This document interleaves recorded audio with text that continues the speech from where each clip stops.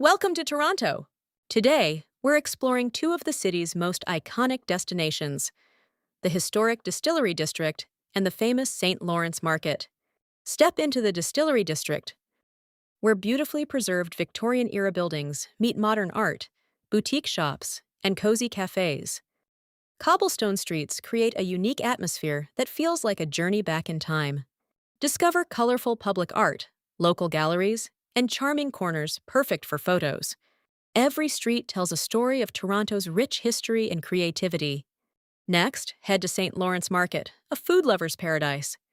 Browse fresh produce, artisan cheeses, baked goods, and international flavors, all under one roof. Don't miss the market's famous pea meal bacon sandwich, a local favorite enjoyed by visitors and residents alike. From historic streets to incredible food, the Distillery District and St. Lawrence Market showcase the very best of Toronto. Which spot would you visit first?